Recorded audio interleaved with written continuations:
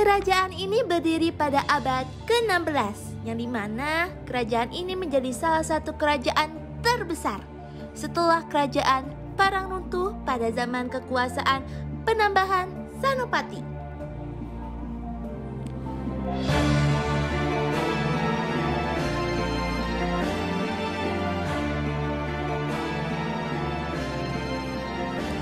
Penambahan Senopati yang perluas kekuasaannya secara besar, mulai dari Pengawaan Solo, Jawa Timur, Jawa Barat, dan berkelanjutan ke Jepang, Madiun, dan Kediri, dan masih banyak lagi, hingga ke Pasaran. Perang Trunajaya pecah akibat dari pemerintahan Amangkurat I yang represif. Pada 1677, Keraton Plered jatuh akibat serangan pasukan aliansi Madura dan Makassar. Pemimpin Raden Trunajaya dan Karaeng Galengsong Suhunan Amangkurat I mengungsi ke barat dan wafat di Tanggawangi. Penggantinya, Amangkurat II meminta bantuan kepada Komenti FOC untuk mengalahkan Tarunajaya. Aliansi Mataram FOC ini akan berhasil dalam mengalahkan pasukan Madura Makassar dan menyatukan kembali Kesultanan Mataram yang sempat kolaps. Namun, Mataram harus membayar dengan penggadaian sejumlah wilayah kekuasaannya kepada FOC secara bertahap. Setelahnya, negara Mataram akan semakin mengalami kemunduran. Ia terjebak dalam konflik berkepanjangan, perebut tahta, dan ketergantungan pada FOC, hutang yang menumpuk.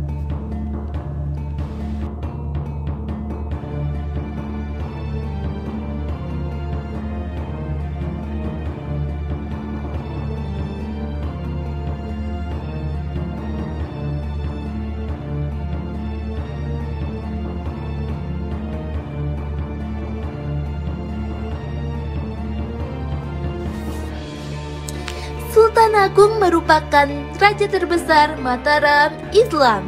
Ia memiliki keinginan untuk mempersatukan Nusantara.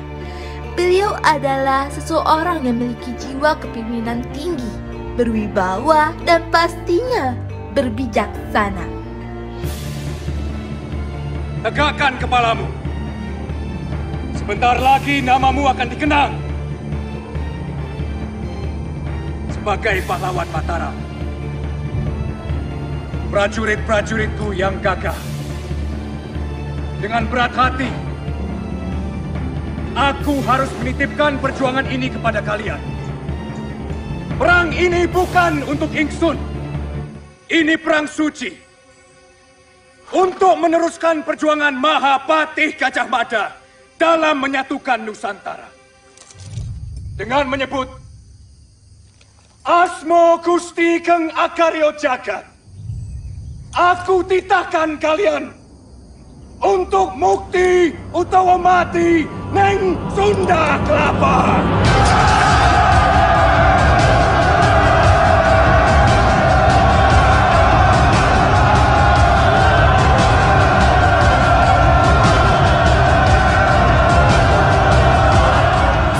Agung juga membawa peradaban dan kebudayaan yang jauh lebih tinggi.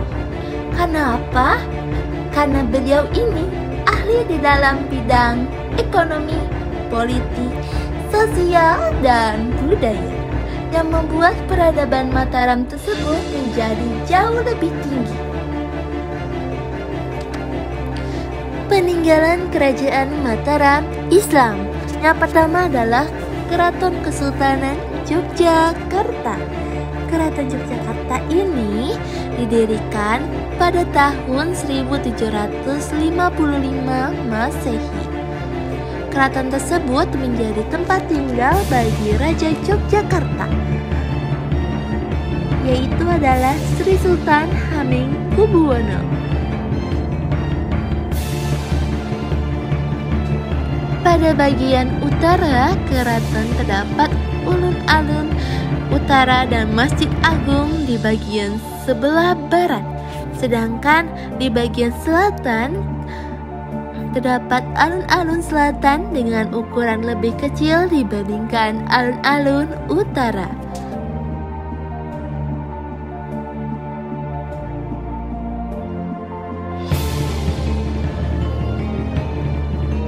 Yang kedua adalah Masjid Patok Negara Sutoni Plosok Kuning. Masjid Patok Negara Sutoni Plosok Kuning terletak di Desa Minomartani, Kecamatan Nganglik, Sleman, Yogyakarta. Pendiri masjid ini yaitu Kiai Musado, yang juga merupakan keponakan dari Sri Sultan Hamengkubuwono. Nah, Plosok Kuning ini merupakan nama yang diambil dari pohon ploso yang tumbuh di sekitar masjid.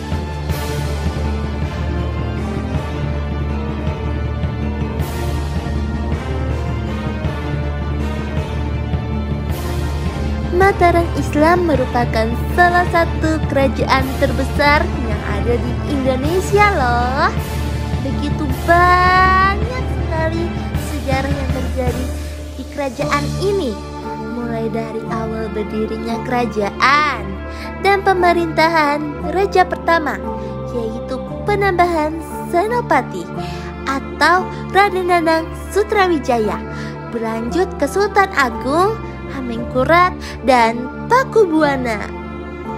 Dan juga banyak nih peninggalan sejarah serta cerita mengenai kerajaan Mataram Islam, menjadi bukti kepada kita semua bahwa Indonesia memiliki banyak sekali sejarah di zaman kerajaan dahulu. Selain Mataram Islam, ada juga Demak, Samudra Pasai, dan kerajaan Islam lainnya yang menyimpan segudang fakta yang sangat menarik untuk dibahas.